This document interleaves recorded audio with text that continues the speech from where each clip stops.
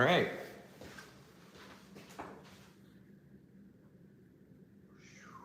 All right, hopefully everyone can hear me here. Move that over a bit. We are live again. Let's see what this angle looks like for us here. Am I in an okay spot? Yeah, everybody can see me. It looks good. Okay, hope you all are doing well. Today is October 6th, 2024. We have just finished the fall section of conference play here at SNU. And yeah, just going to string a racket here with a different string setup that will be featured in a video. How is the quality? I don't know if we have them. We've got 6 people in here only right now. How's the quality? Can you hear me all right? Where are you from? Just so I know if everything's working okay. It looks okay on my end, but you never know when things don't look good from the audience end.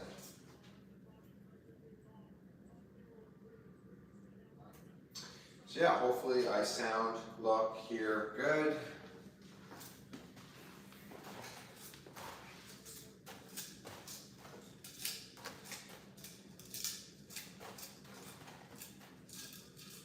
I'm just taking out my strings here, so if you're wondering where I am, I'm still present.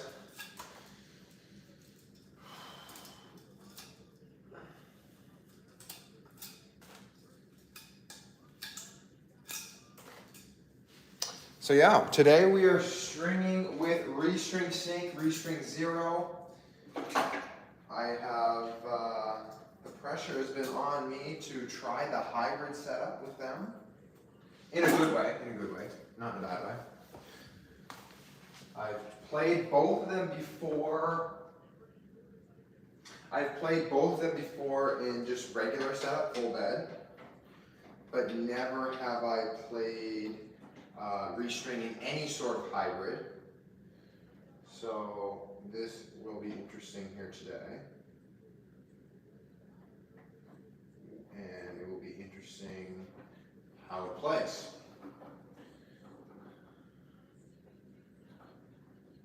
Restring told me that you should put 0 in the main. And I did ask them what they recommended tension to do for the hybrid, but I'm actually just going to wing it here. I think I might go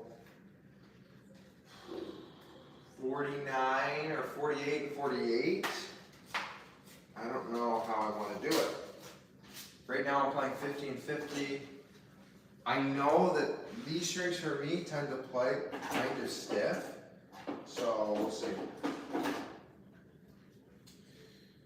They're both 17 gauge, I think, as well, the ones that they sent me, so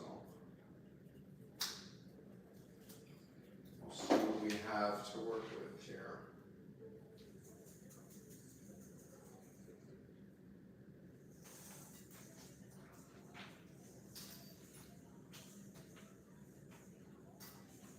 This is going to be a pain. I am quite spoiled with Tourmaline and the fact that they give me the half sets.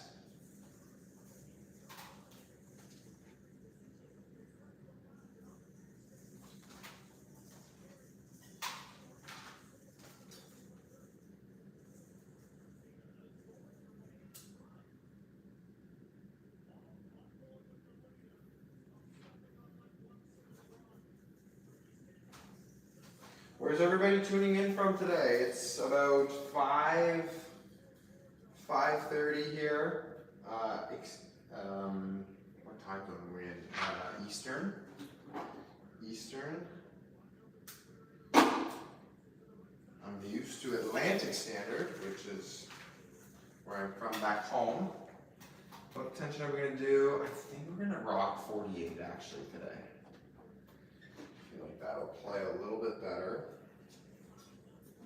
I don't know if I feel like 48 should be fine. We'll see. We're gonna find out. 6:20 in the morning, Indonesia. Welcome. That's very early. You're up early, ready to grind. I like that. Nice and early. That's awesome. Yep. So almost a complete change of day.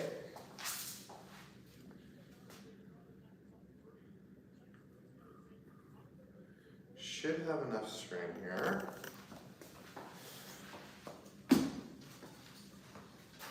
So what are you doing up so early in the morning? That's I mean 6:20 is not that early, but it's definitely early. You got work, you going to play tennis? What are you doing?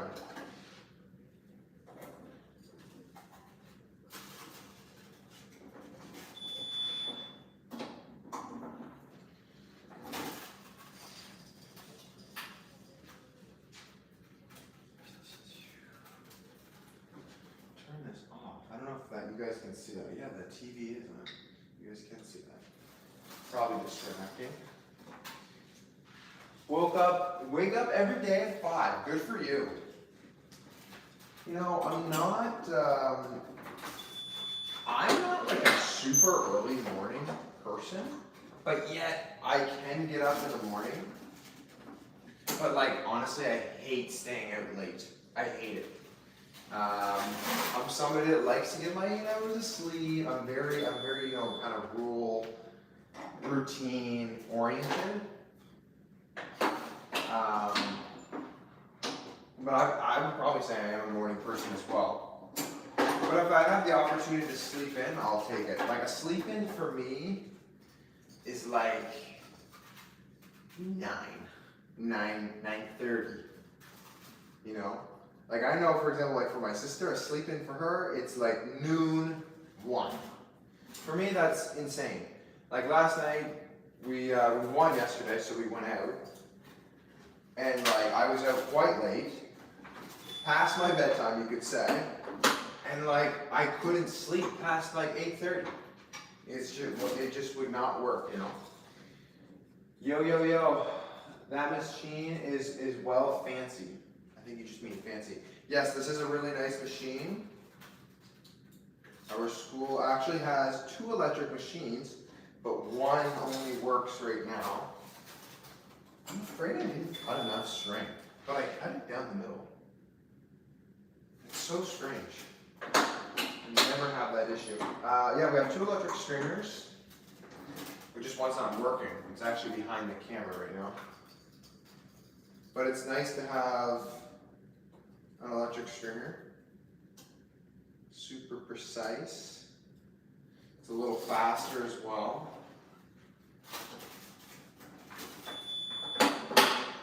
Yeah, guys, we finished our fall conference match yesterday, last one of the fall. So now we have a little break. And yeah, we're just kind of chilling here now for a little bit. Gonna try and map out the rest of the fall with a friend tonight to see what kind of tennis will be coming my way. Hopefully there will be some. Would really like to. Did Head force you to go back to the extreme? Man, I wish they did. Because then I would probably be on like some cool payroll from them or some crazy sponsorship. They did not force me to go back. I love that you think that though. Because that's just really funny actually. Head did not force me to do anything. You know, I should have lied. I should have said like, yeah, they forced me to go back to the Extreme Pro because their sales were down. No, they did not. They did not.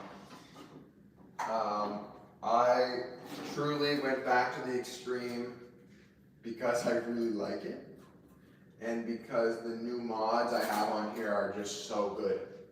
And after putting out those 2 videos about the racket, like, I think that a lot of people like this spec that I have right now that's going. So it's really interesting.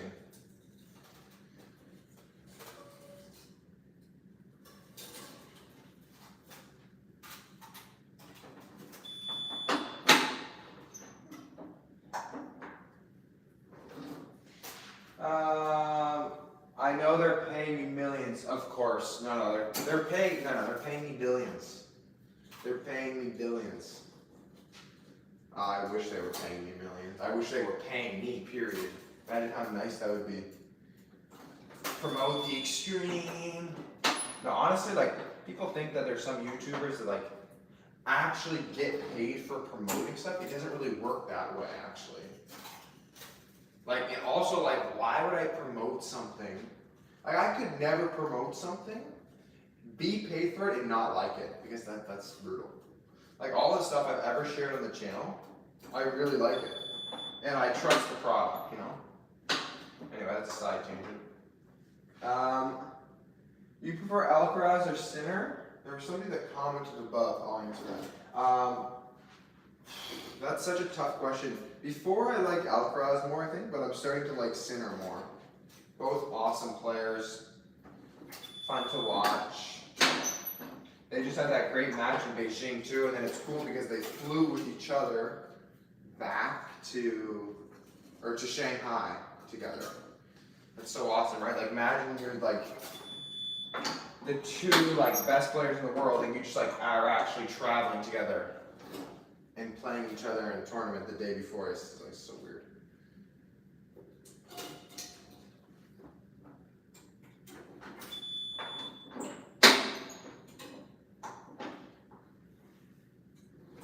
What do we got? I watched your Diadem Nova V3 route. Did you ever use Nova for a tournament? No, I never did. It's actually pretty solid. It's not my kind of racket. I don't love those types of rackets, but it's a good racket, if you know what I mean. I think it challenges the pure drive nicely. I actually have 2 of their Elevate rackets at my house at home, and I never review them. They're brand new. So that's kind of my fault. I just never got really around to doing it. Like, I'm actually so busy, it's crazy, because there's certain videos I want to do, there's certain videos I might be busy or didn't have time for that maybe I put on the back burner. That one was kind of one of those ones, and I just never got around to stringing the rackets, because then there's other rackets that I need to do, blah, blah, blah. But yeah, no, it's actually a good racket. If you are able to try it, I would recommend it. Recommend trying it.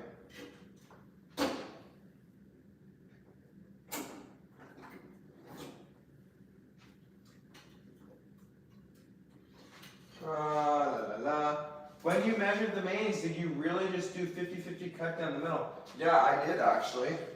Normally, I'm getting sets. I used to use a reel when I was a kid. I shouldn't say kid, like for a while. And now I'm using a lot of Tourmaline stuff, and they have the sets. Like, or I'll just measure off a mains worth or a cross worth. But what I mean by sets is they give you the half sets, sorry. So restring, where is it? Like, this is our 1 racket's worth, you know? So I just cut it up the middle.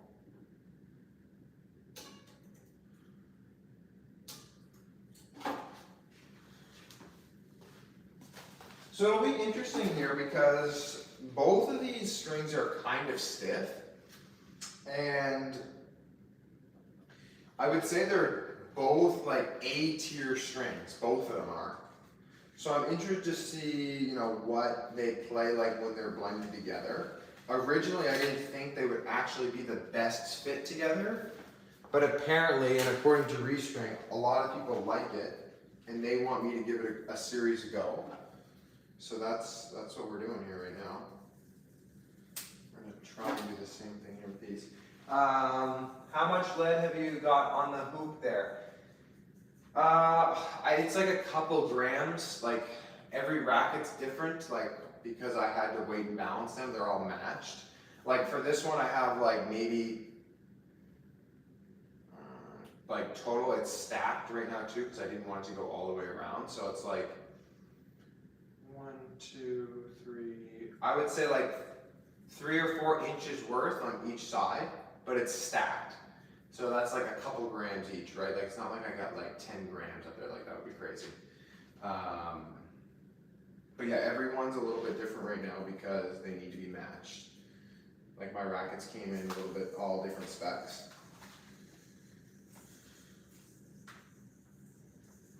That's actually something I will have to do. I think I'll probably get another racket or two. Like right now I only have 3, which is not that many. Like when I used to have my old Extremes, I had 5. When I had the Rads, I also had 5. One broke on me though. There was something wrong with the handle.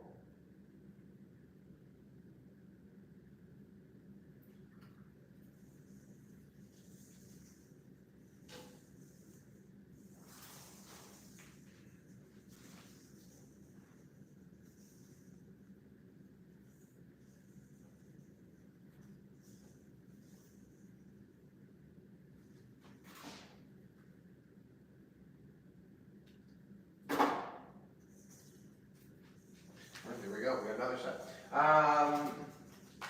Hey Matt, what's up? Nice to see you in here. What about Sinner? Sorry, when I'm bending over, I'm reading comments. I have it up over here. What about Sinner's 2-time doping positive? You think he will get a ban now? WADA are appealing. I think he'll get a 1-year ban. That's a loaded question. Like, not in a bad way, but like, I don't know, man. That's such a tough one. Like, how many people we got on here? We got 11 people. Guys, they're all doping. All of them. Every single one. Like, I'm not kidding. I would say probably 30% of the top 100 are doping. Like, at least. Like, I hope that doesn't burst your bubble. But like, they are, you know? I don't know with what. But if you look at Alcaraz at 15 years old and tell me he was not doping or wasn't taking some sort of growth hormone, this is crazy, you know? Like, I was also very anti, like, there's no way. Like, these guys are all clean, they do the test, Like, I have a couple friends that have played at, like, the national centers in different countries, and, like, they know they do it, you know? And what they do is they know when to do it at the certain times of the year when they're in the off season, or like, you know, it's just, they do it, you know. It's crazy. Like, how can you possibly stay out on a tennis court for 5 hours every day for the whole year and not get hurt? Like, you know, it's very tough. Like, for sure. Like, also, I have a teammate. His dad was Tommy Haas's coach, all right? And we talk all the time about doping. And Tommy always says that there's so many guys that do it. And it's actually sad, but it's just the way it is. Like, and this is people from all countries. It's not just like a couple countries, you know, in particular. It's a very interesting thing. But it's true. I'm not saying every player does it, but like a lot of people do it. So it actually sparks a lot of controversy, a lot of talking. I'm not saying it's okay to do it. It's very bad. I would never do it, ever. If somebody said, here, Kate, here's a grand slam, but you have to dope. No, I wouldn't do it, you know? I would not do it. Of course, there's been lots of guys that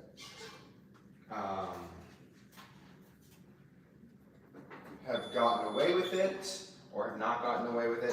From what I have heard, Yannick, like, it's not like he was actually taking something, you know, from what I've heard. It seems like it's just when he was getting a massage, like this stuff had like, you know, some stupid stuff in it or something, and it was like a millionth of a gram, like, it's so difficult, you know. But then you have guys, like I'm telling you guys, there is guys on the ATP and WTA tours that are actually taking shit. Like for sure. Like it's crazy.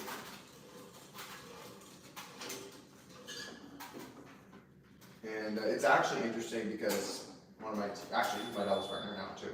He, like when we talk about this, like there's also a lot of other interesting things because Tommy is the tennis director for Indian Wells, as many people know. And he just talks about how there's some tennis players that are just really difficult to deal with, who I never would have thought, you know? Not in the doping sense, but like other ways, like just like match scheduling and practice times and like late and like interviews and like, I don't know, it's actually really interesting to hear from, number one, a tournament director, but then like a former player who's also been on the other side, you know? Anyway, that's my tangent. Sorry if I went too long there, but there's definitely people that are doing it. It's really sad. You don't want to think that, and I used to think that there was just no chance. But it's just, I don't know, it is happening.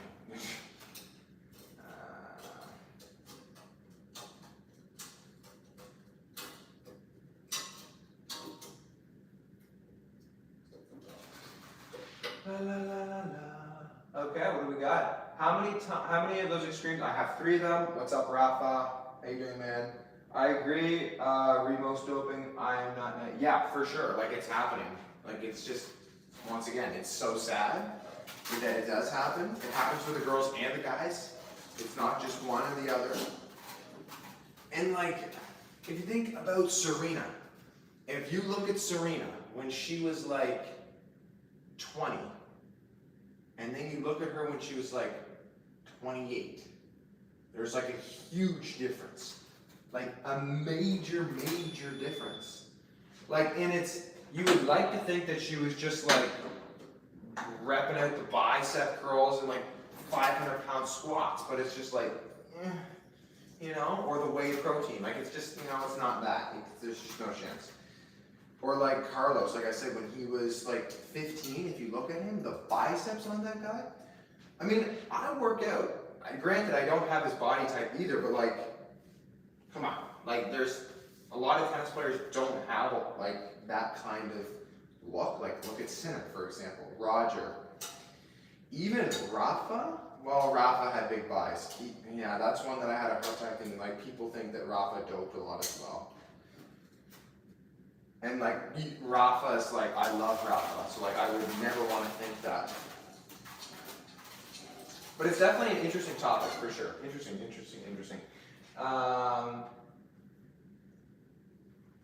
You reckon Novak is clean? You know what? He probably is. And like, that's just crazy actually. He is pretty on it. And like honestly, I think this is even the crazy part. Like think about Yannick's situation. It was his physio that was 1/100000th or millionth or whatever trillionth of a gram. All relative, you know, whatever it is, it's so small. He didn't even know, you know? So like for him, he's probably clean and he didn't even know he was doing it. So I feel like that's actually how probably most of the time it happens anyway. The doctor, the physio, the strength and conditioning coach, your coach is like, take this, do this, drink this in the morning, blah, blah, blah, blah, blah, and then boom. They don't even know they're doping. And their coach might not even know they're doping either because they think it's fine to take whatever they're taking. So I feel like a lot of the times it's a mistake. Like Maria Sharapova, she got caught for doping. And like, it was a mistake. She was taking like, I believe it was heart medication. And this drug was not on the list for years, but then she showed up at the Aussie Open, got tested, done.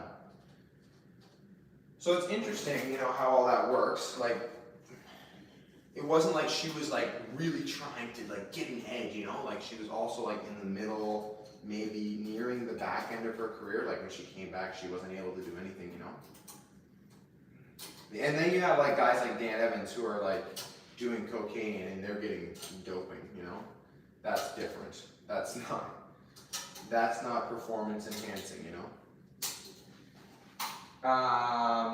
Daniel's hot take, do you mean doping with legal or perhaps unethical substances or using masking agents? I mean, I kind of went into that. It's just, I'm not like an expert on it. I'm just like super convinced it happens. I'm not saying you need to do it to win, but like it happens for sure.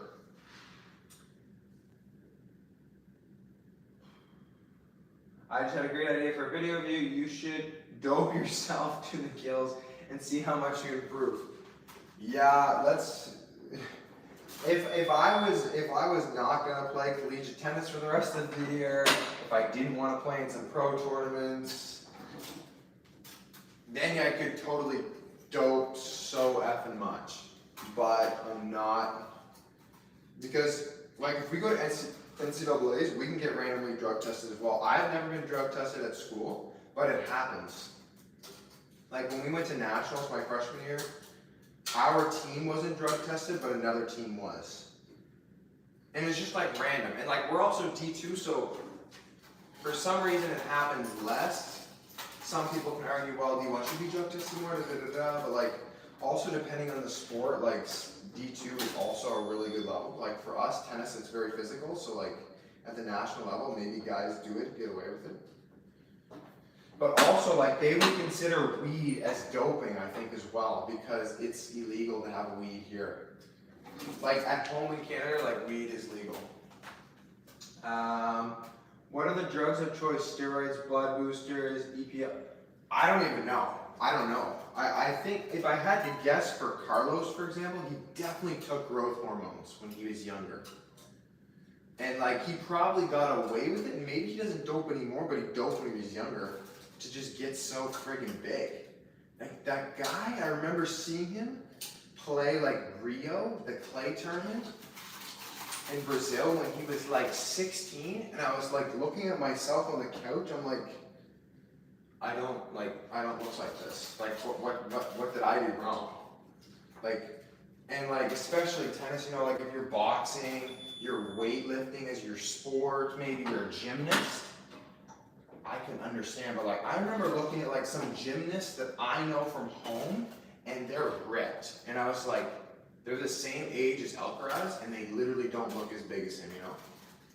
It's just kind of interesting.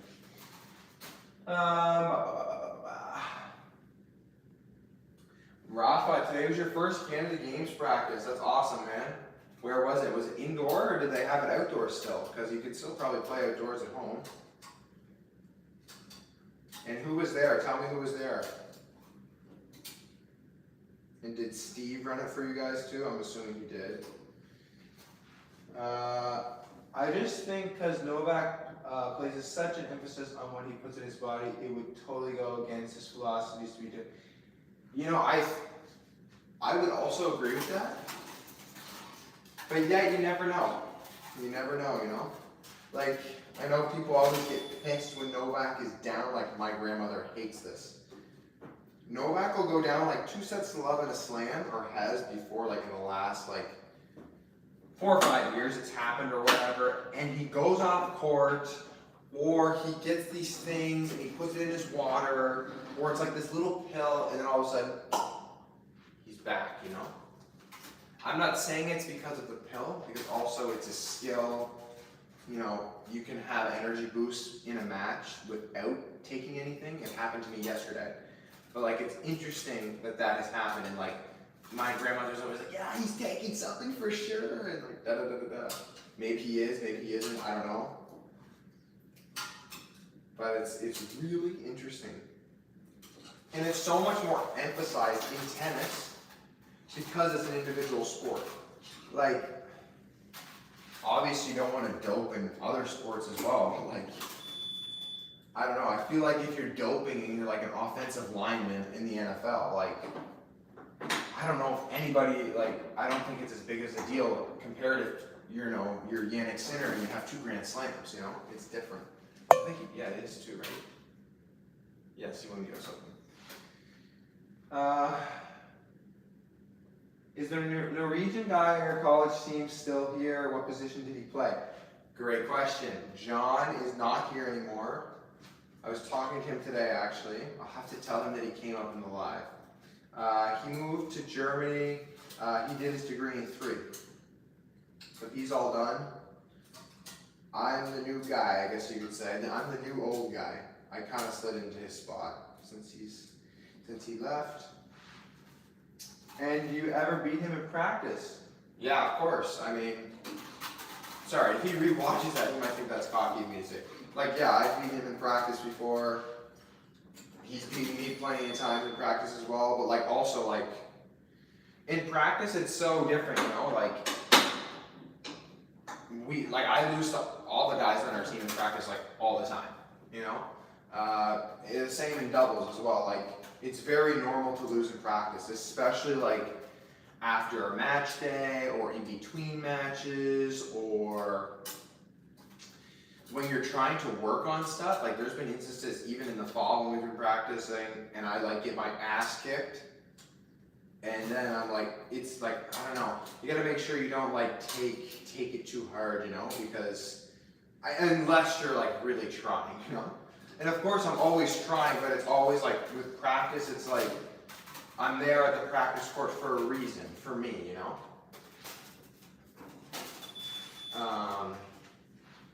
But yeah, it happens in doubles too. Like for example, like we have 3 doubles teams and a 4th. The 4th doesn't really play, but like we lost the other day in a set to like our 3 doubles team. But it's like, it's not really that big of a deal because like, well, number 1, they can play. Number 2, we were really working on stuff. And like number 3, it can happen, you know, like it's not. Anybody can beat anybody. But the one thing I have noticed is like, and this might seem kind of like no shit, Kate, but like, when I'm like really zoned in, for example, like I'm obviously playing so much better. Like when you're in practice, you're not as zoned in. Like if I go out for a 2-hour practice, I work on a few things, then we finish with some points. Like my level of focus / like in the zone compared to yesterday, 4-all, deuce point, 3rd set, sudden death, like golden point.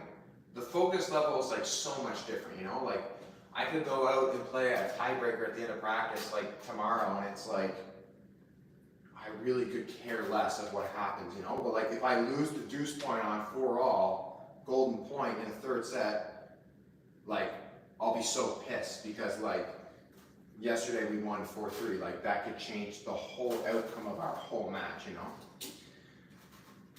Sorry, I just went on a crazy tangent there. But yeah, John is gone. Unfortunately, we miss him.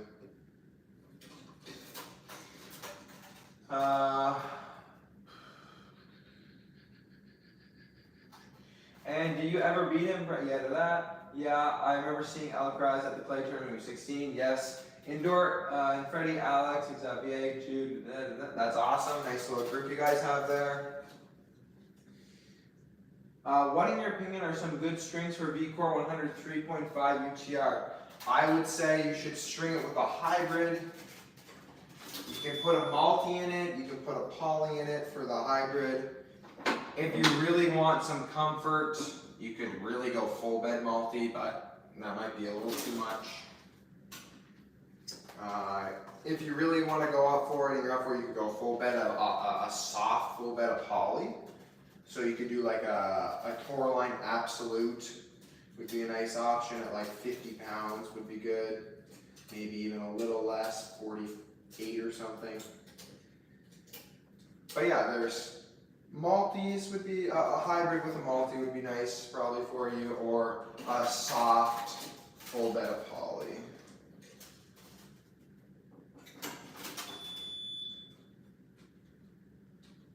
This string setup is going to be so interesting, guys. Like it looks so different compared to what I've had in here too.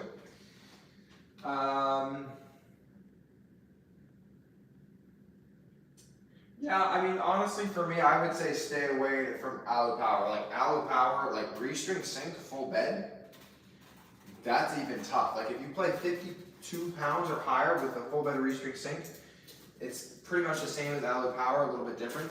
It will make your arm hurt. So I would stay away from that, to be honest. And it's also so expensive. Like Allo Power, Luxon, like what a joke. Just my opinion. But yeah, there's definitely, you can use Tennis Warehouse as like little help option as well.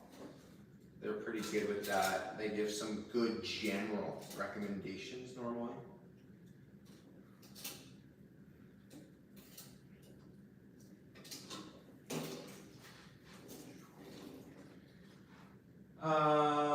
Got 2 packs of Restring Zero, 1 pack of Restring Sync here. Also 2 packs of Tourmaline K-Pop. Nice. You got some demoing to do there if you haven't already tried them. That's nice. That's exciting, exciting.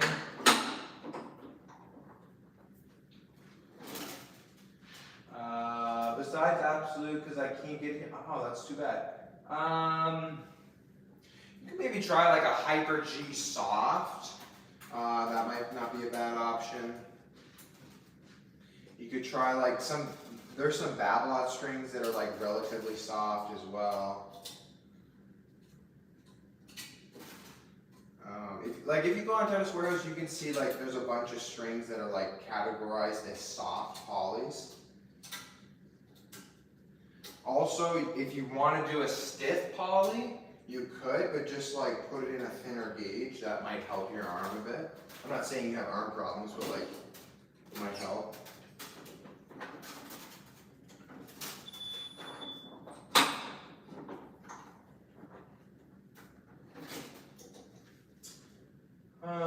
How comfortable is Restring Zero mains and Restring Sync?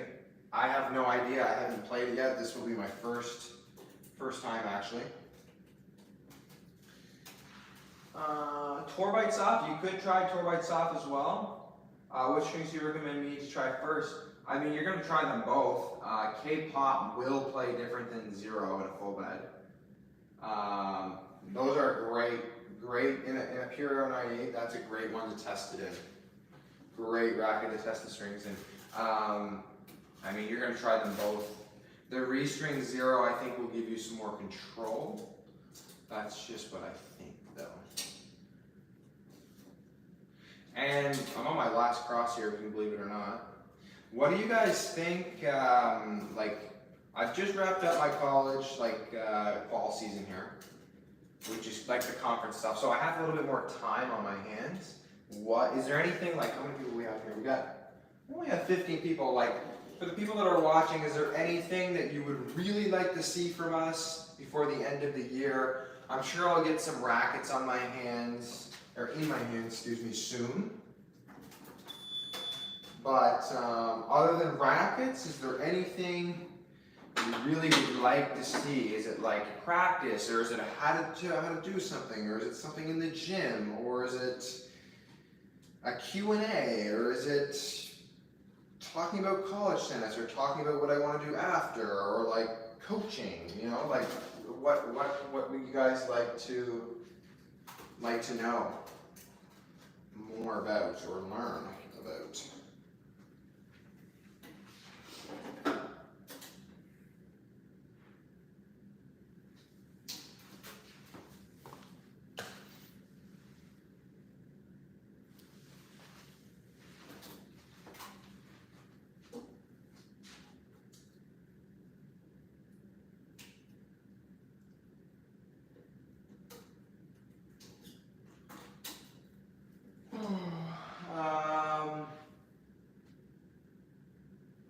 What have been the most spin comfort oriented setups? Spin comfort setups I've tried. I mean, honestly, I haven't tried like for an extended period of time. Spin comfort. I mean, you got to start with a polyester string, in my opinion. Like playing with a full bed of synthetic or multi, like that's not going to be great. I think if you do some poly hybrids, they're good. Like this, for example, like what I have here would be great. It might be a little stiff for some, but like I think Toraline's a good place to start. You can use their little Omakase thing to kind of pick something out for you as well.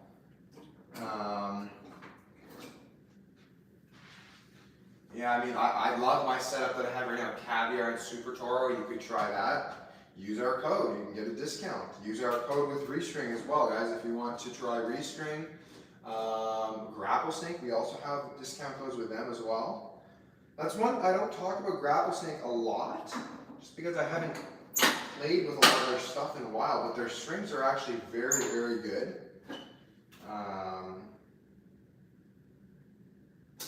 So yeah, there's definitely lots out there. And this is one of the new setups that could be out there. It's nice, it looks good, huh? A little bit more dull on the color compared to what I'm looking at. Normally I see the blue and then the highlighter-y color, but now we have the blue and the gray. Yeah, tell us about your plan B if you don't make it to tour. What do you plan for in the future regarding tennis after college? Definitely more rack reviews, but I'd love to hear more about your coaching perspective as well, like how you approach coaching, favorite drills, etc. Some match play from the best matches in your college season would be cool, I guess. I saw that studies show round polys, blah, blah, blah. Yeah, I mean, studies that show round polys provide more spin. Yeah, honestly, some people have told me that too. I think it also just depends on the player as well. The video, I could totally make a video about like plan Bs. Plan B, what I'm gonna do this summer, like I'm done, you know, like this is it for me. Let me sit down here real quick. I don't know how much juice my camera has left either, so hopefully will hang out here for a second longer. You really enjoyed Grapple Snake Tour M8.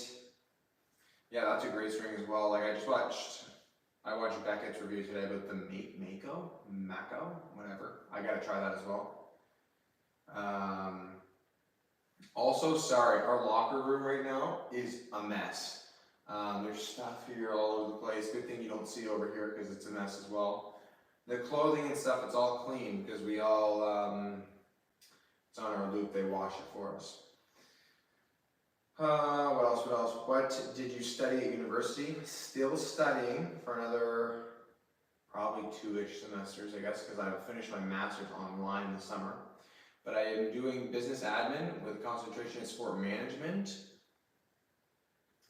And I started my master's MBA, and then I'm doing concentration in global sport business. So I wanted to do something in sports. I will always work in sports for the rest of my life, whether I'm actually working, playing, doing. So it would be nice to study that. That's why I chose that. So yeah, I guess that's kind of it. So though I'm going to screenshot this actually. That's good information. On like stuff. Sorry, I see somebody else commented about, we want to see you play Felix. Guys, I actually played with Felix, like in March of this year, but I didn't get footage of it. But we never like actually played a match. So if you can go back to his video when he like recorded in Bakersfield, actually I could totally bring it up. Maybe I could plug in the chat for you. Bakersfield Tennis Brothers. And I'll link my video that I played, and I'll link his video as well.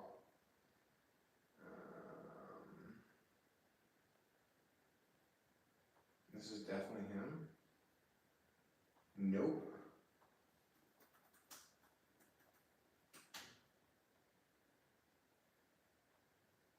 Okay, so this would have been like March. He would have posted it end of March, April. Let's see if I can find it real quick.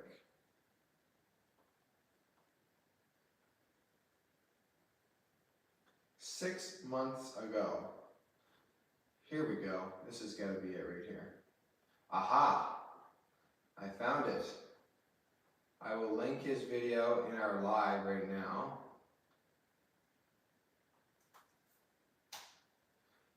I hope you can copy it. That's Felix's, like you can see, it's literally like 10 seconds. He was also supposed to send me the footage, but he never sent me the footage. So that's all good. I know he's a busy guy. And then I'll also link my video. Bakersfield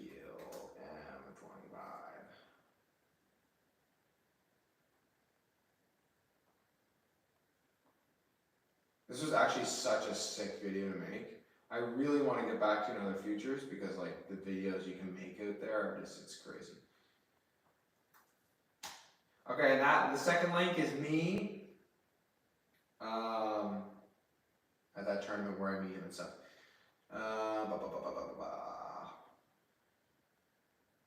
You played any other sports at a high level? Yeah, I used to play hockey before my tennis days. I played hockey for years and years and years. I started tennis like not late, but like I didn't get competitive until I was like 12, 13, but I played tournaments when I started like at 10. And yeah, I gave it up when I was 13 and then started full with tennis. So I've really been going at tennis hard. I would say going at tennis hard for the last 6-ish years. Because the first start was a little bit rocky when I gave up hockey and stuff because we didn't play that much and you know, yeah. Maybe you can sneak into a team for the Swedish League with Simon. Maybe. Honestly, Simon seems great. My assistant coach that coaches here at SNU played him in a futures last year and met him. He seems like a great guy. He makes great videos as well. Covering more tips on how to advance to higher levels from like NTRP 3.5 to 4.5 would be cool. Yeah, Simon has quit though, so I don't know if he will play. I know I watched his video the other day when it came out. I still think he's going to play tennis. I just don't think he's going to compete on like ATP Tour sort of level anymore. So we'll see. But thanks for the questions there, guys. I screenshotted them. Maybe we can do a video with some of them. It's always nice to see what people think. Hopefully I didn't miss anything here. There was, people were firing all cylinders here at some point.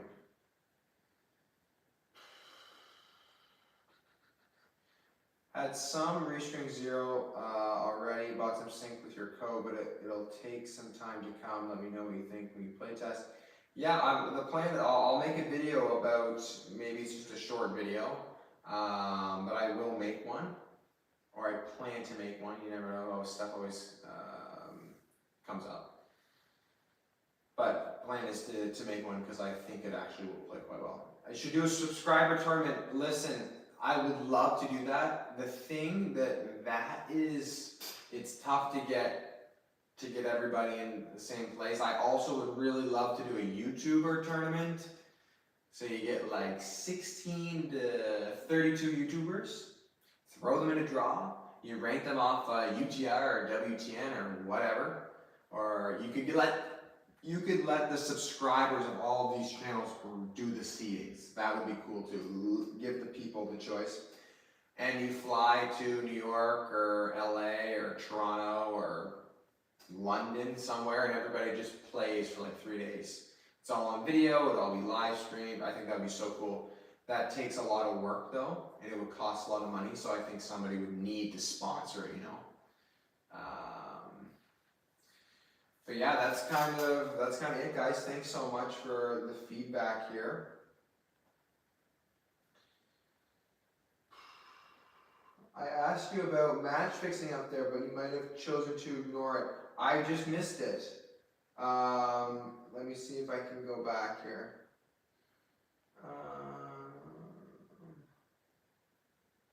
How common do you think match fixing is in the ATP Tour? I reckon you can make a lot of money by deliberately losing. I would say doping is more than match fixing. Like, I would say match fixing happens for guys when they've been grinding in the futures for like 5+ years, and they're like, they go to this tournament and they're like, screw this, I'm seeded in qualities, I'll bet money on the other guy to win, and you just lose. I would say the doping happens more though. Yeah, I don't know, because match fixing I think happens more at the lower level compared to the upper level. Like Novak is not going to match fix, you know, like why would he need the money? He doesn't care, he can just pull out of the tournament.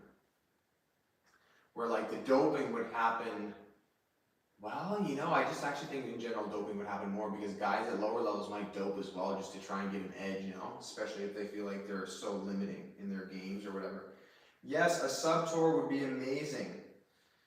I think it would be so good. Imagine you get like, I'm just trying to think about guys I know. You could have like Carew, Gladiators, Tennis Brothers, Winners Only, Winston, me, Tencom, Tennis Nerd. I mean, I just rattled off like 8. There's like 30 of us for sure. You got like Time for Tennis. You have Simon and Alex from Top Tennis. You could even bring like Ian on from Essential Tennis. You have, oh man, you could even, yeah, there's just so many. It's endless. Would you play it on clay? Would you play it on hard court? Yeah. So there's so many different things that would go into it, but It would take a lot of time and a lot of money to do. That's it. Has Carew got a Lacoste deal now? I don't think so. I think they just sent him some stuff.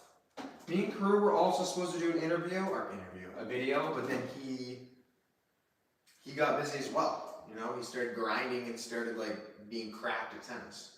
So, well, he was always good at tennis, but like, yeah, maybe we can get a video lined up, the two of us there again at some point, but it's tough. People are busy. Like, that's the other thing. People are so busy. It's tough to line up this like thing. People got videos. People have a life.